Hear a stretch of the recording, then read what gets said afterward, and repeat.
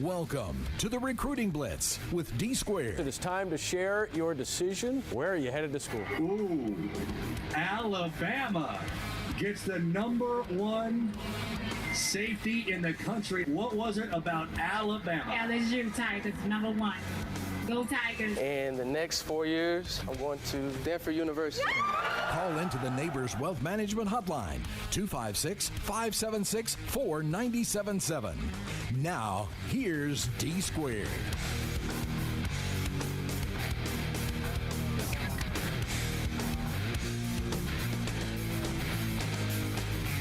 With me, on behalf of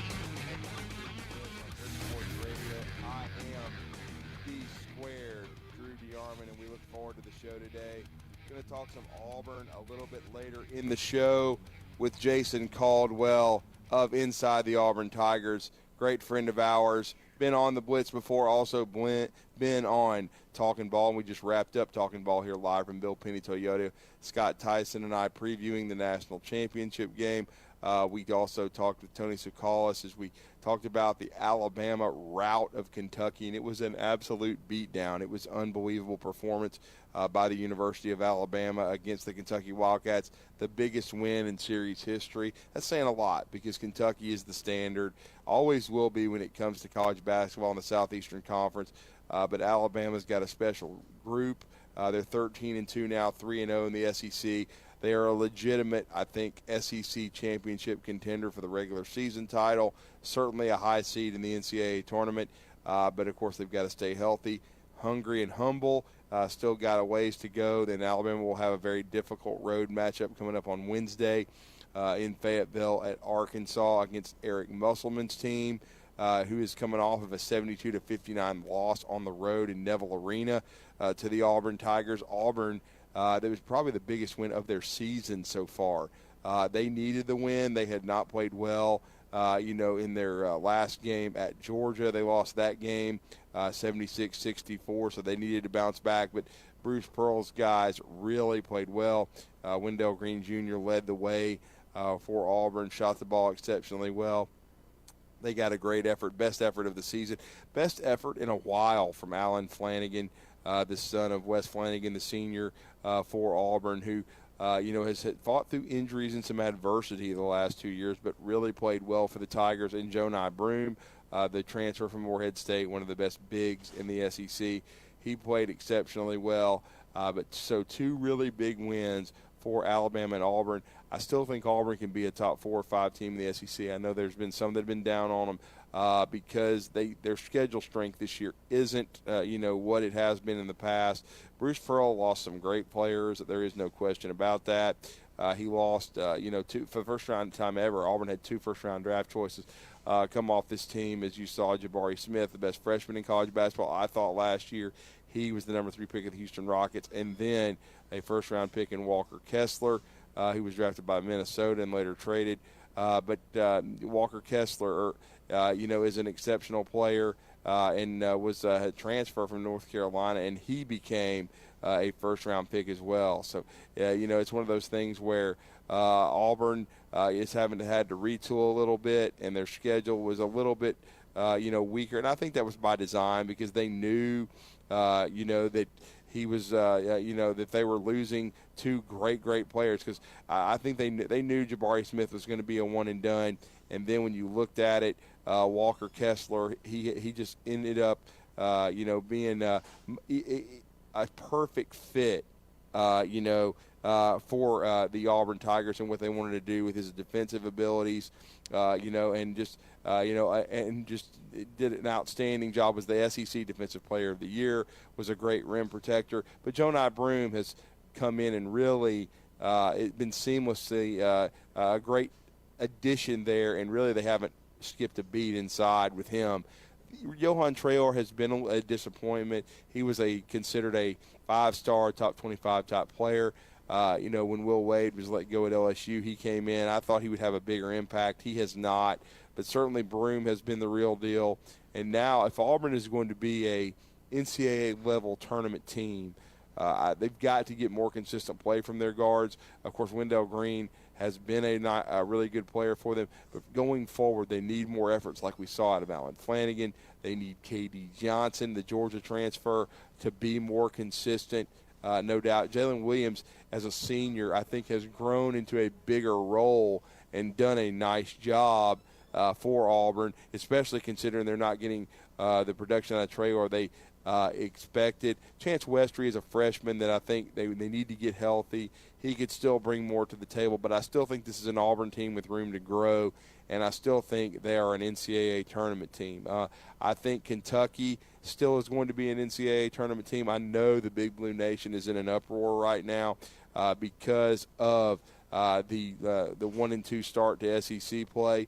But again, I never would have thought in all my life I would ever see Kentucky be trailing Alabama at one point in the second half, 72-41. Alabama was up 31 points. But I still think this Kentucky team is going to get better under John Calipari.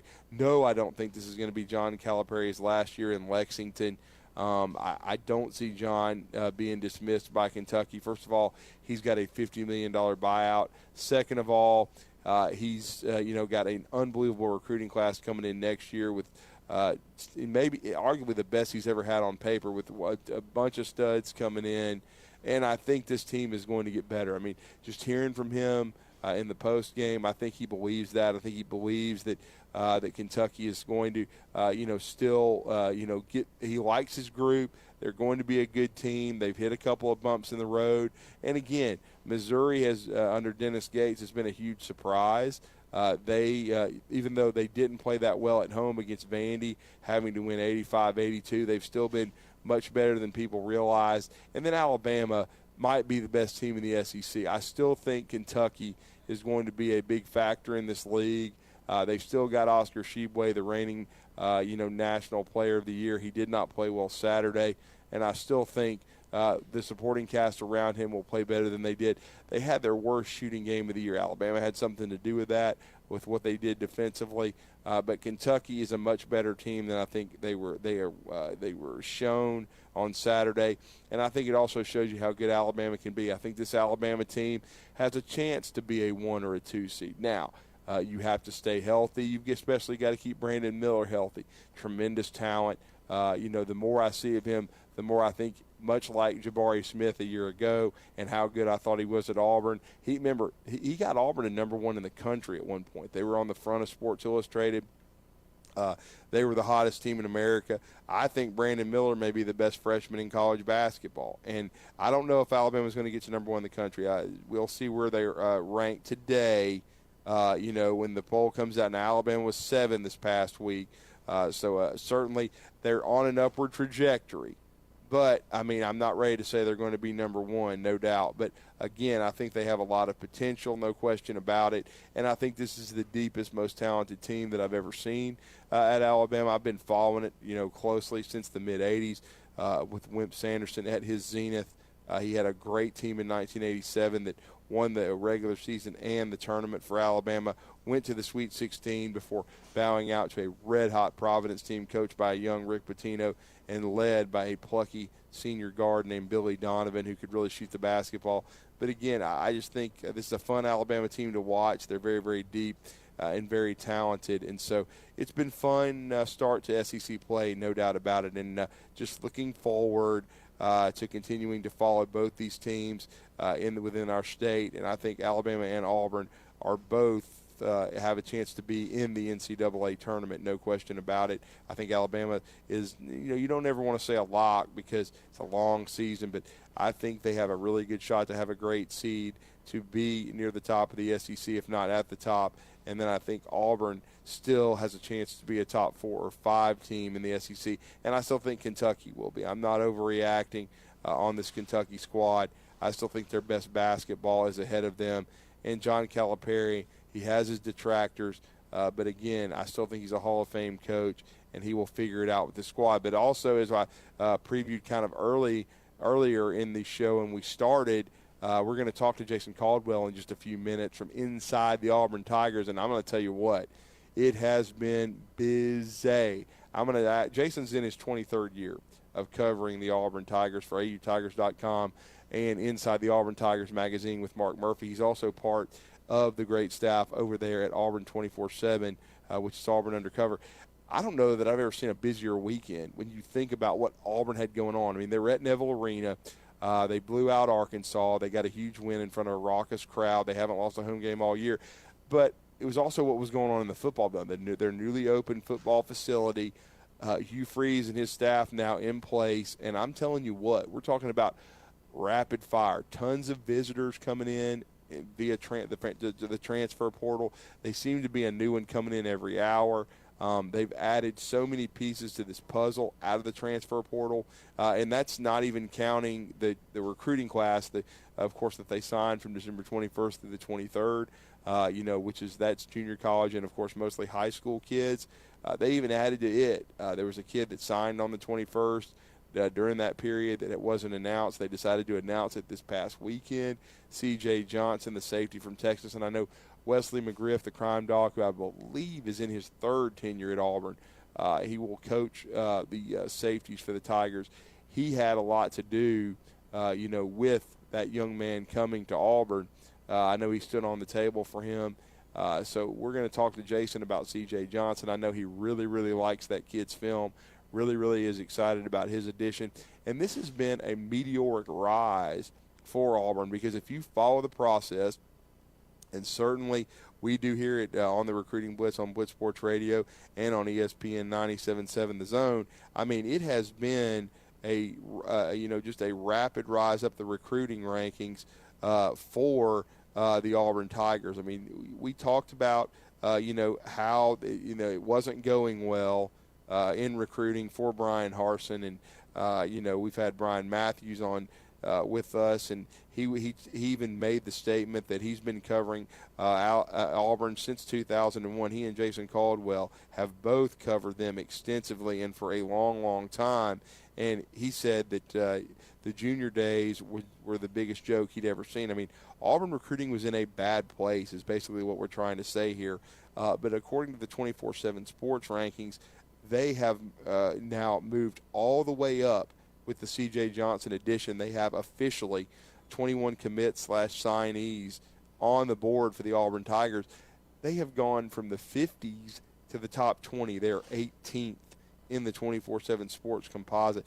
It has been a stunning turnaround, and that's even made more remarkable because they didn't get the Tony Mitchell flip that Jason Caldwell had covered for the 24/7 Sports. They were ready to report that. They thought it was going to happen. It did not happen. They did not get James Smith or Quay Russaw in state. They didn't make the dent in state except for Keldrick Falk, which was huge, literally and figuratively. Probably the best player in this class on paper for Auburn. But Keldrick Falk, unbelievable player from Highland Home, a small 2A school in the state of Alabama.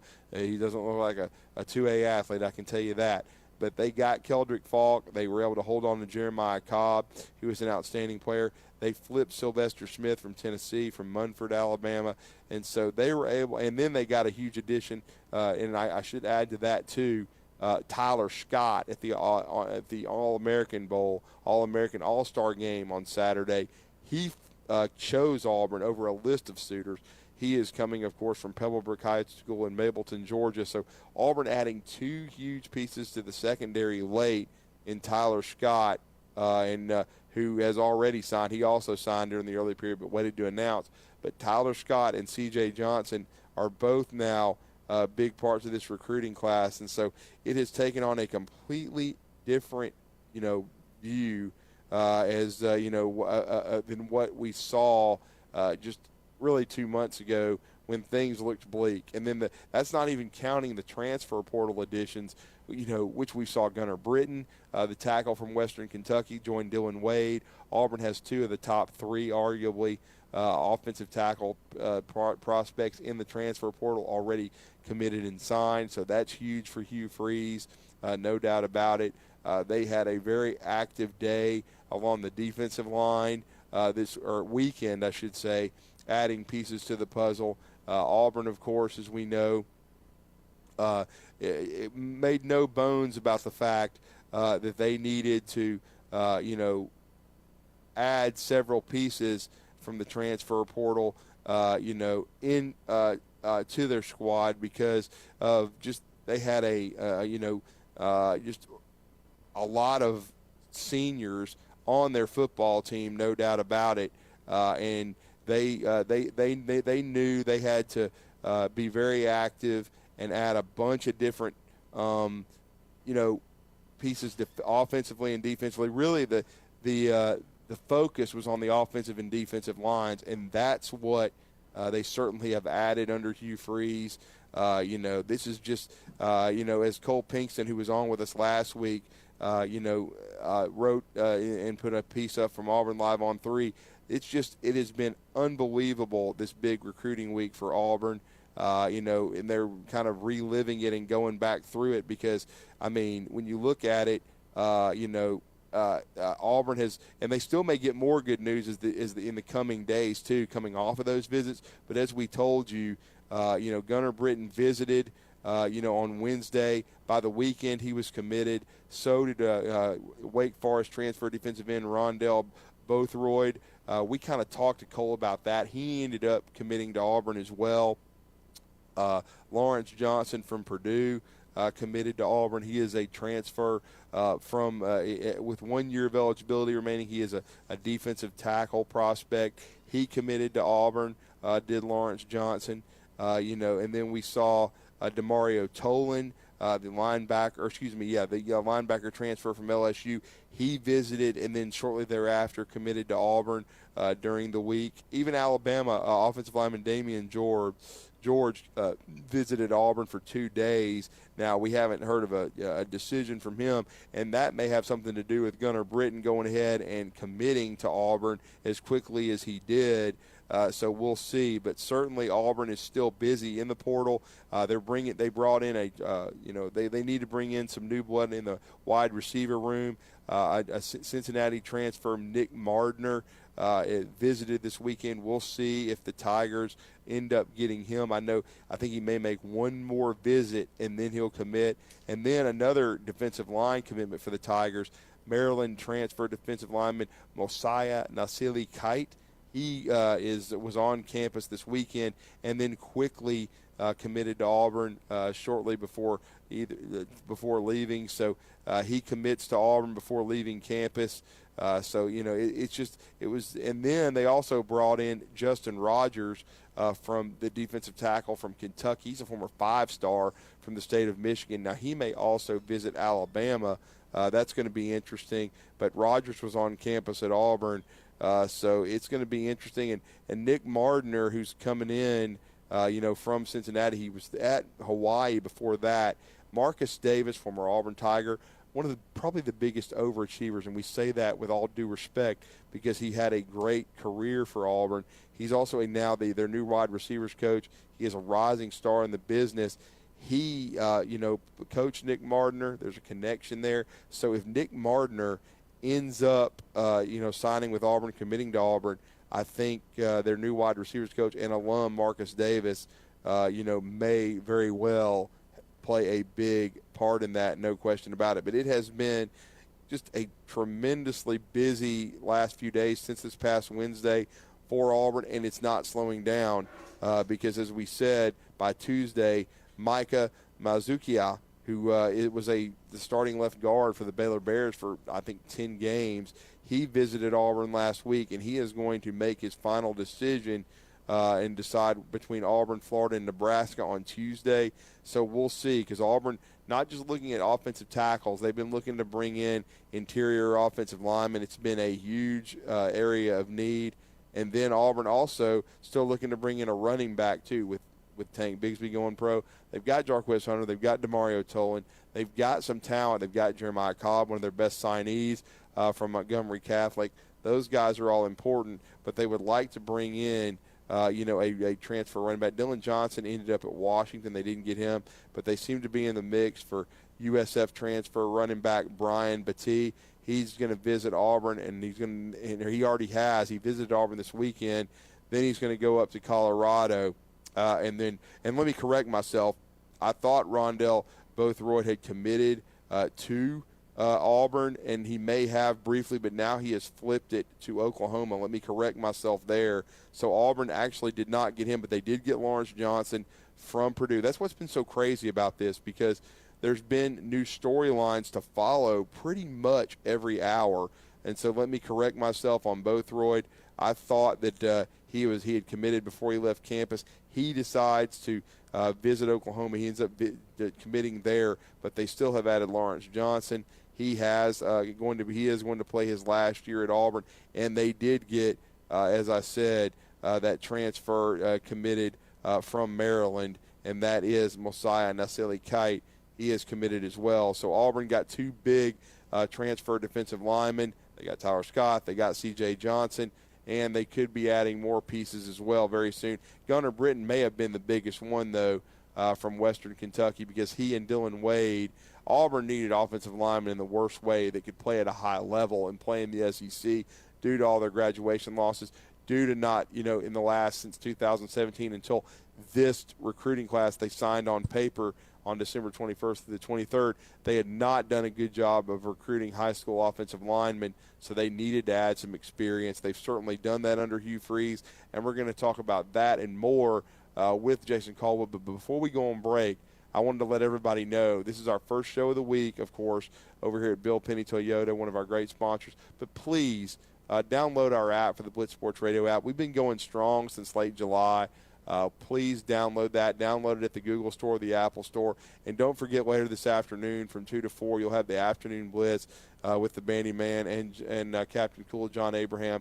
Great programming. And then, of course, so many of you have downloaded the 97.7 The Zone app. If you haven't, though, please do that. We're the home of Alabama basketball. You heard that unbelievable epic win over Kentucky on Saturday. They'll be on the air on Wednesday for the broadcast in Fayetteville against Arkansas, and then they'll be back at home against LSU on Saturday. You can hear UAH basketball. UAH coming off of a big win on the road, a rout of West Florida, bouncing back from the tough loss at Valdosta State. But we are the kings of local programming in the Rocket City. So go to your Google Store, go to the Apple Store, download the 97.7 The Zone app, download the Blitz Sports Radio app, and continue to support us. We love all of your support, and we just really appreciate it. And we're going to go on a break. When we come back, we're going to talk to Jason Caldwell of Inside the Auburn Tigers here on this Monday edition of the Recruiting Blitz with D Squared. Stay with us. Here's Bobby White from Woody Anderson Ford on their service department. President's Award winner 2 years in a row. That's only given to the top 10% of Ford dealers in customer satisfaction. So we're very proud of the service department. And our body shop. If you happen to get into an accident, which not a lot of people just want to go down and see a body shop. If you get into an accident, award-winning body shop. We have state-of-the-art paint booths back there. They're waterborne paints that we use, friendly for the environment. We've got our production system, the way things are in and out. We have the fastest cycle rate in town of getting your vehicle in, getting your vehicle out, and assured that it's fixed right. We take pictures before it's wrecked, and not only after, but we take it as we're putting the parts on. All done to above industry standards. So I'm proud of our body shop too. Don't forget our parts department. So if you happen to need parts, performance parts, or just parts if you're a weekend mechanic. Woody Anderson Ford, located at the corner of Jordan and Sparkman, as well as Hughes Road and Madison. You can also check out the great deals at WoodyAndersonFord.com. What's better than Valley Equipment Rental? Two Valley Equipment Rentals, and that's just what we have now. The original on the South Memorial Parkway between Drake and Airport Road, and their second location on North Memorial Parkway just north of Winchester Road. Valley Equipment is locally owned and has more skid steers, excavators, and lifts than anyone in the area, plus all the small tools that you need to get the job done like a pro. And if you are a pro, you need to check out the new North location now, because Valley Equipment has what you need. Learn more at valleyequipmentrents.com. This is Wes Neighbors talking to Chris Haygood of Bob Wallace Appliance. Chris, what sets you apart from other appliance dealerships? Wes, these appliances are going into the most used room in your house, your kitchen. The way we have these appliances displayed, it's easy for you to visualize how they'll look in your home. Wes, what sets us apart is the people. They're well trained. In fact, they live and breathe these appliances. And if you need service, you'll really appreciate our parts department. Contact Bob Wallace Appliance at 256-533-2121. With us today, Dr. Tracy Lowry of Best Vein Care of Huntsville. When we evaluate a patient and they indeed have significant venous disease, most third-party payers, private insurance, Medicare, require us to treat every patient conservatively at least 90 days. Conservative treatment includes increasing ambulation, elevation of the legs, and the wearing of compression stockings. It's very common for folks to come see us in March or April wanting to have their veins fixed before they go into swimsuits starting in June. When we see someone in March or April, they're going to require at least 90 days of conservative treatment before we can even go to the insurance carrier to get permission to treat their veins. So if you think you have a venous problem, now is the time to come in and get a free screening so we can determine whether or not you need something evaluated. If you have a vein problem or you think you may have a vein problem, now's the time to contact us at bestveincarehuntsville.com. Renowned sports artist Daniel A. Moore has teamed with master sculptor David Grieco to create Finish, the first in a line of limited edition bronzes. See the artist's work on Finish now at newlifeart.com. Finish captures Kenyon Drake's dive into the end zone after his 95-yard kickoff return in the 2016 National Championship game. Available in 3 sizes with the artist and Kenyon Drake signatures cast into each piece. Precasting prices are available at newlifeart.com. Hurry, this offer won't last long.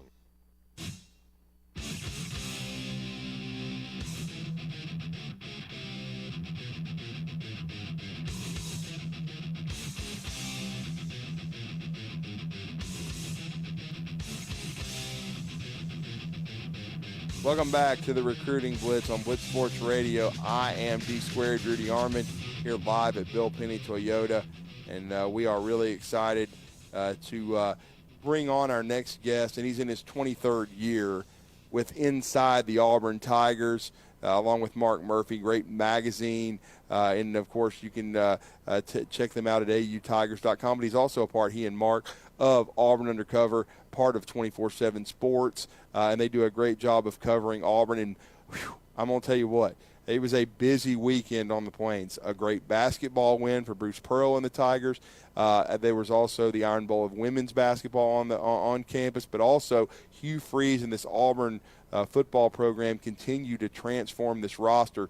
And I know this is the 23rd year for Jason covering Auburn, and I'm going to ask him this question now and after I welcome him into the conversation. But this is probably the most dramatic infusion of talent we've ever seen so far, and it's really just been a month for Hugh Freeze in place at Auburn. But we're going to talk to Jason now. And Jason, Happy New Year to you, man. Welcome back to the show. How are you, sir? I'm good, Drew. How about you? I'm doing really well, man. Thank you for joining us. I know you've been covering Auburn a long time. We've talked already about it. We knew this was going to be a big rebuild for Hugh Freeze, but I mean, is this the most dramatic turn you've seen? Because I think even harking back to 2 months ago, this Auburn recruiting class, and I'm talking about this is sans portal. This is just high school and junior college prospects. It didn't look good. Auburn was in the 50s. But now this class, I just checked the 24/7 Sports updated rankings, 18th in the country.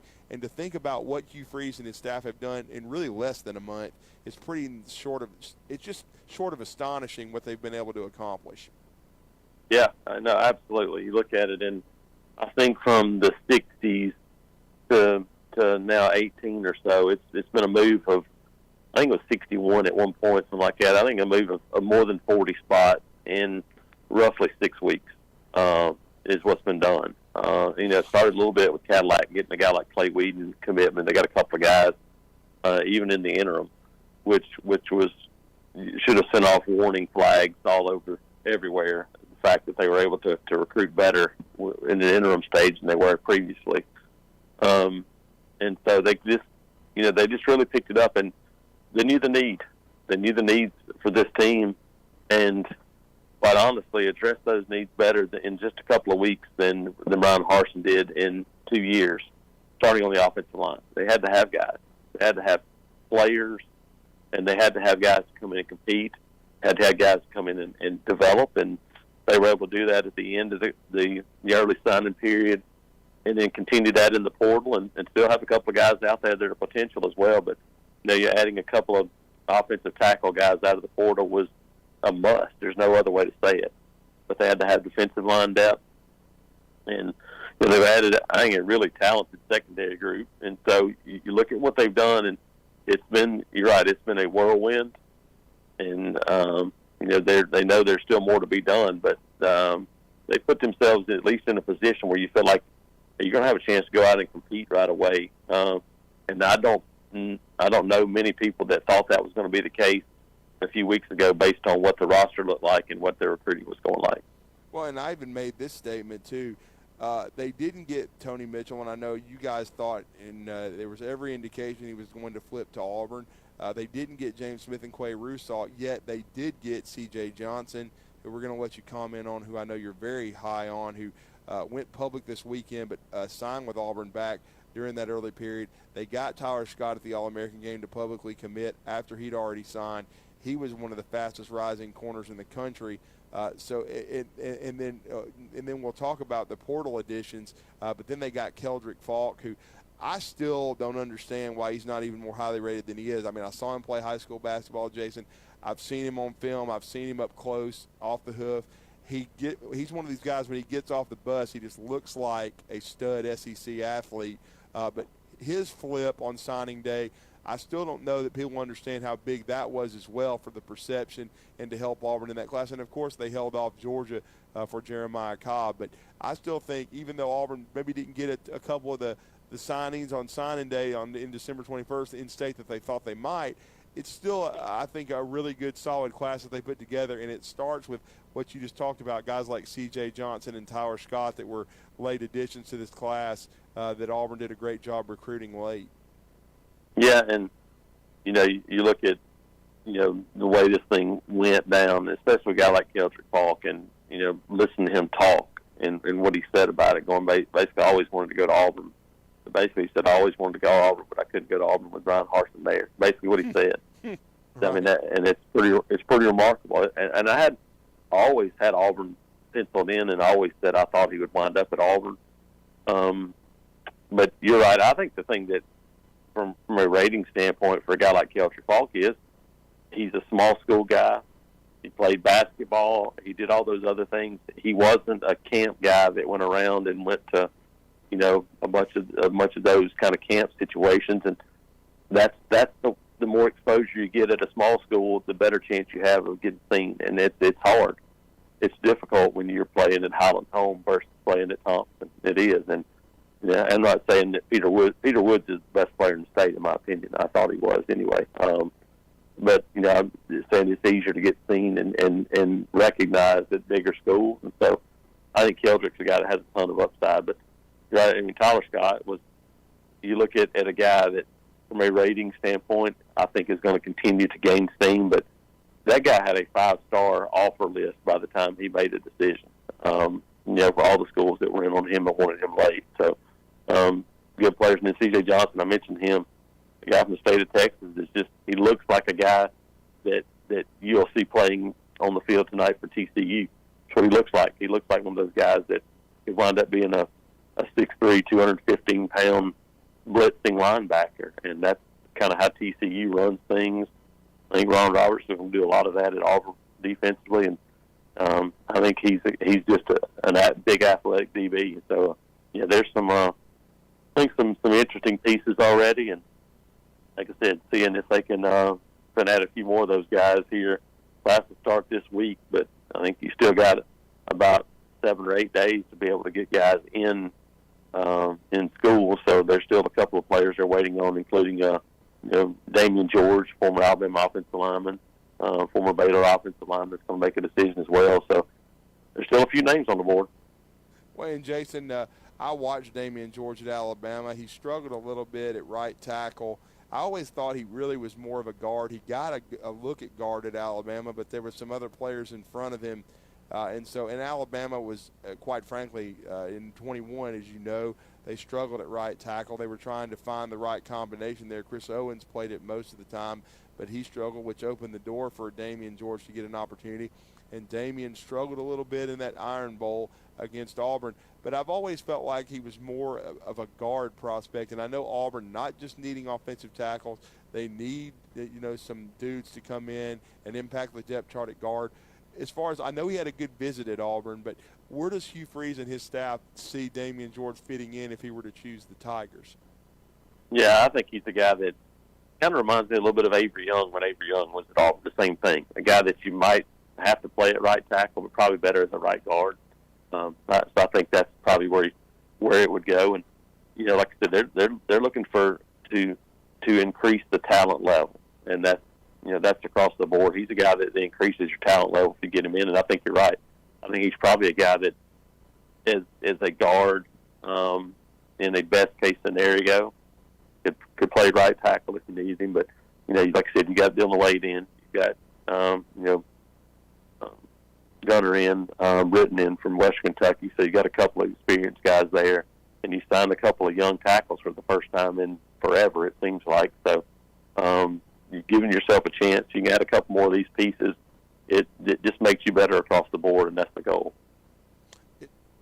It's Jason, no doubt to get better. I know you had a chance to speak to Gunner Britton's father, and the tidbit you found out about him was interesting. That I know he played against Auburn a year ago, and he played against them. He played against the Tigers, or this past season, I should say, he played against Auburn because they played against Western Kentucky. Pardon me. But it was interesting because as you got a chance to see him on campus, you guys had a chance to interact with him. But you saw he was noticeably bigger when you had a chance to speak with him, and I wanted you to kind of share that with the listeners. He had an interesting situation physically that happened to him that certainly he'll be, now that he's going to go through spring with Auburn, he's going to be on campus. He's put it in the rearview mirror, but he's going to be a guy I think that could start for Auburn in the fall. Yeah. Speaking to his dad, just talking to him about Gunner, and I said, it's not often you see a guy that looks bigger in person than he did in pads. And he said he had I think it was an abscess tooth. He had some kind of issue, but it took a while for it to get cleared up, and so he basically had to have some surgery and didn't eat solid food for about 3 weeks. He lost almost 30 pounds during a football season as an offensive lineman, and he said, look, he was probably playing at 280 against Auburn, and he's a guy that wants to play at 310, 315, and so I think a much different type of player that Auburn fans will see this fall than the guy they watched in that single game a year ago. So I think that was impressive to see. And he's one of these guys, a guy that was 6'6", 265 coming out of high school, and the big schools said, okay, well, that guy's probably not what we're looking for. He ends up being at Western Kentucky and ends up being a starter for a team that throws it a ton and didn't give up a ton of pressures while he was there. And now he'll have a chance to play in the Southeastern Conference and show what he can do. So that's that's kind of the world we're living in now. And for Auburn, it's fortunate that they're able to bring in guys like him and Dylan Wade right now. Because if it was old school situation a few years ago, then you're talking about serious trouble. But Isaiah Miller, junior college transfer as well, that's already on campus. Those three bigger, experienced bodies will give Auburn a chance at offensive tackle, and they wouldn't have had much of a chance a few years ago. They certainly wouldn't, but they I think they put in some. You talked about Dylan Wade, you talked about Gunner Britton, and potentially we'll see what happens with Damian George. They have certainly, and they've got even a high school player in Connor Liu who could impact as well, who was a big flip from Miami. That was another big addition to the offensive line room for Auburn. But talk about, too, the skill positions offensively, though. They would still like to add a quarterback. I know they had a big-time running back from USF in town who was almost a 1,200-yard rusher a year ago. While they do have Jarquez Hunter back, I know they like Damari Alston a lot. I know they love Jeremiah Cobb. They'd like to add some experience at running back and at wide receiver. For our listeners, where does it stand with the transfer portal targets at the offensive skill positions for the Tigers right now? Yeah, no, you're right. I think that's the thing you're looking at and trying to figure out is how that's going to finish. Yeah, and the running back is a guy Batty from USF, smaller, quick, athletic running back, and he's still going to visit Colorado, I think, next week. and for Auburn, classes will be started. So it feels like the timing's off on that one a little bit, but you never know now what goes on with these guys. You may wake up tomorrow and decide I'm done and show up at Auburn and start classes. I mean, that's how these things work. But wide receiver wise, still waiting on a few guys. A couple of guys that have visited, and I think when you start looking at some of the big deal guys, I think at wide receiver especially, I do feel like this is a wide receiver group that probably is in a better position than people might realize just because of the offense. I think it's hard to play wide receiver and excel in the offense they've been playing in. I do think there's a few guys that have a chance to come in and play and make some kind of hay in what they're doing. And one of those is the big 6'6" wide receiver transfer from played for Marcus Davis at Hawaii and was at Cincinnati last year. I think interesting guy. Oklahoma State transfer. They're still looking at a couple of those guys. So you have those pieces. We'll see about running back. We'll see about quarterback, to be quite honest. I think you think about Spencer Sanders from Oklahoma State. I think Auburn, even though he didn't get a visit, I think they feel like, hey, again, that's another guy that might just say, hey, I'm going to Auburn and show up. So that's the crazy part about the transfer portal recruiting is it's not a 3-year recruiting process or even a 1-year recruiting process. Sometimes it's a 3-day or even a 1-day recruiting process, and you're either in the boat or out, and it can happen that quickly. And to Jason Caldwell for the last few minutes of Inside the Auburn Tigers. We always appreciate his time. I'd be remiss if I didn't ask you, though. Auburn had, some big additions along the defensive line this past weekend and a big addition to the linebacker room from LSU. Your thoughts on the additions defensively? We talked about the defensive backfield already, especially from the signing class in December, but some big additions via the portal on the defensive line, Jason, and in the linebacker room. Yeah, I think Mo Nasili-Kite from Maryland, I think he's going to be an important player. When you look at wanting to play kind of that 3-3-5 look, I think he's very similar to Marcus Harris, who's already on campus, and Colby Wooden, who just left. When you start thinking about just 6'3", 295, and to kind of play more of a tackle position, but also has enough athleticism to get upfield and create some pass rush. So I think he's an important player. And then obviously when you start thinking about playing that type of defense, linebackers and athletic linebackers are must, and DeMario Tolan is one of those guys. LSU's not a guy they wanted to lose, but he's a guy that almost came to Auburn a year ago from down in Orlando, Florida. Athletic, can run, can play in space. So, some big additions for them on defense, you're right. Still, you think about the edge position, still some questions, but I do think in this type of defense, maybe it's a little bit more of true outside linebacker pass rusher versus hand on the ground guys like Derek Hall and D Ford in the past. Maybe it's a little bit different type of guys, and now they'll have a spring to sort that out, and there'll be another portal period coming up after spring practice for these guys, and there'll be more opportunities to add to the roster after they see what they need following spring practice. Certainly will, and Jason, but I will say to close it out, talk a little Auburn hoops. That was a very important swing game, I think, for Bruce Pearl and the Auburn Tigers on Saturday. They played a high-level opponent that's considered one of the top 3 teams in the SEC in Arkansas. But we know the environment at Neville Arena. We know how good Auburn is on their home floor. They have not lost a game there this year. I thought they played, though, their best all-around game of the season. We certainly saw Jonai Broome continue to assert himself. But the biggest key for me, we knew, about Wendell. He needs to play well at point. But the biggest thing to me was seeing the old Allen Flanigan. If we see him going forward, and if K.D. Johnson can get a little more consistent, that makes Auburn very dangerous, because a couple years ago it looked like Allen Flanigan was an NBA player. He's gotten hurt. He's gone through some adversities. But that looked like the old Allen Flanigan on Saturday in Auburn Arena. And to go along with Broome and Wendell, I thought that was a great performance for Auburn. Yeah, no, that was probably, the Washington game away from home, even though Washington's not very good, was probably as good as they played all year. And then that one against a much better team, they played really well. A couple of shots go down there, and it's an 18 to 20 point game, and they kept it pretty steady at 9 to 12 or 13 in the second half, and so they kept it comfortable pretty much all the way.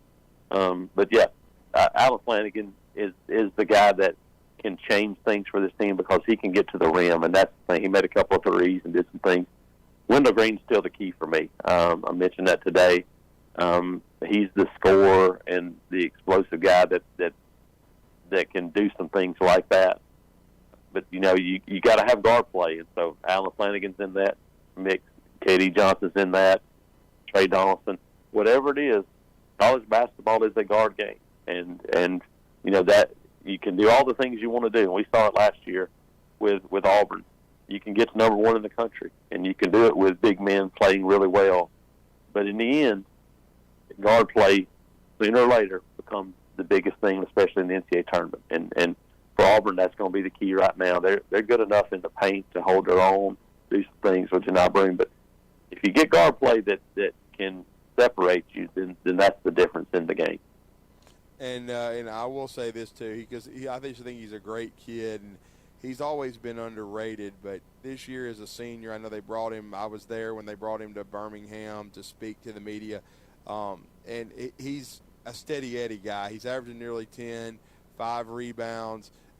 He has the ability, especially to stretch it out from a stretch 4 perspective, to make the 3.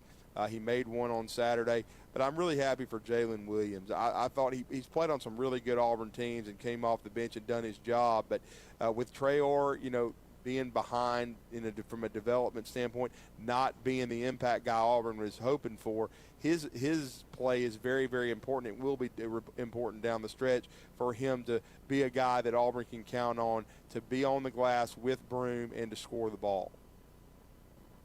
Yeah, Jalen's the guy that has the ability to really be a scorer, and I think for him it's just about shot selection. I think that's the case for a lot of this team. It's shot selection, and that's where I think like a guy like K.D. Johnson has to continue to improve shot selection.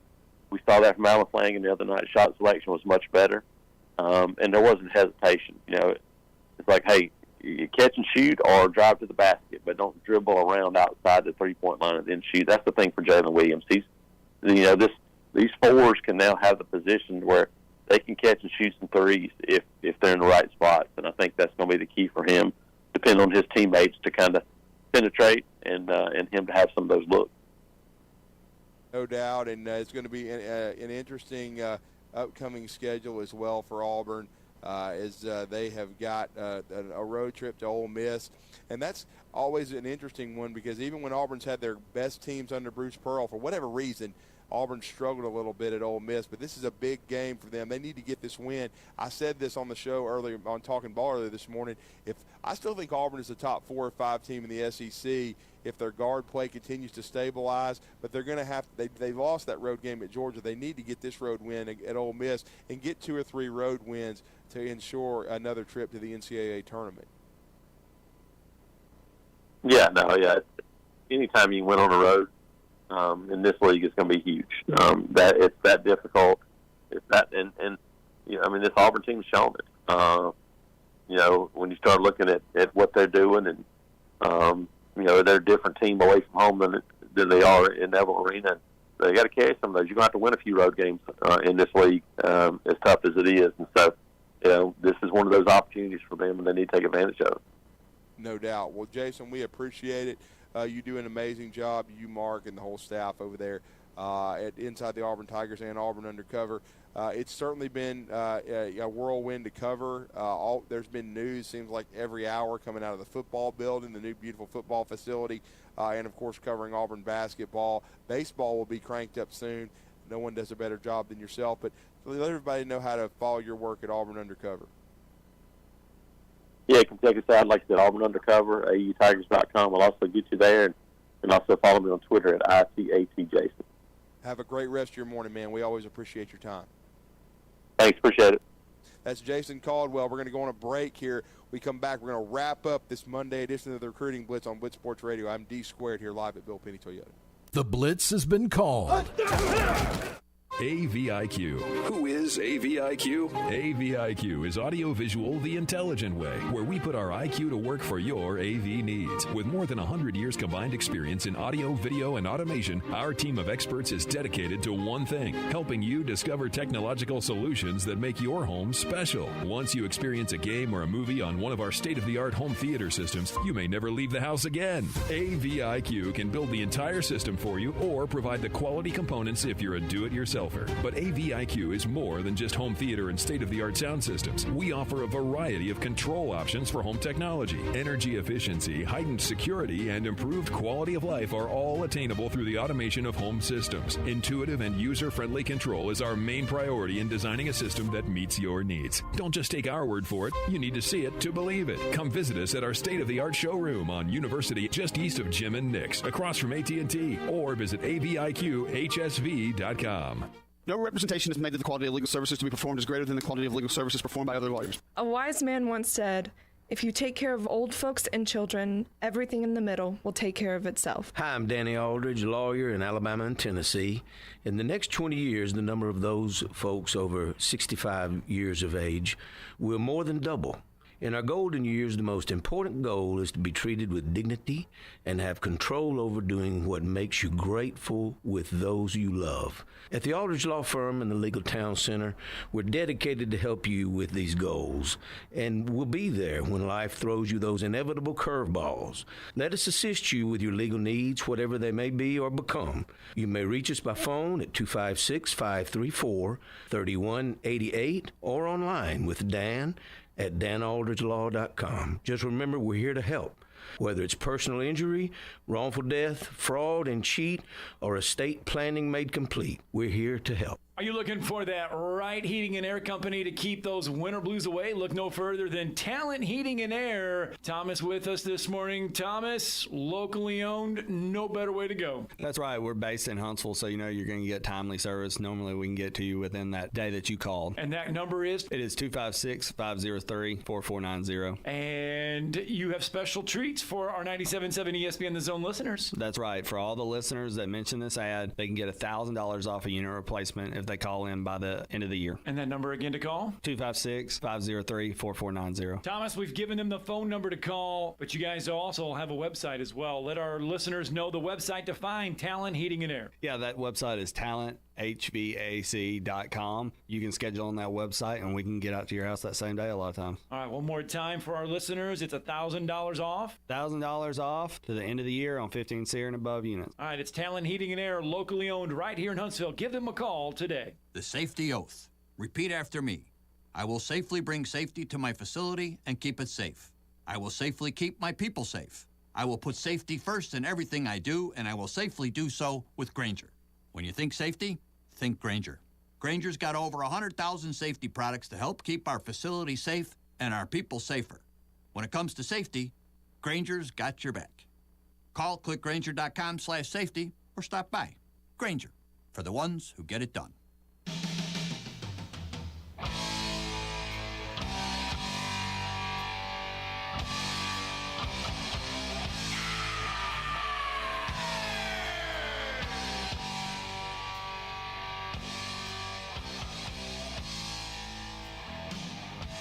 Welcome back to the Recruiting Blitz on Blitz Sports Radio.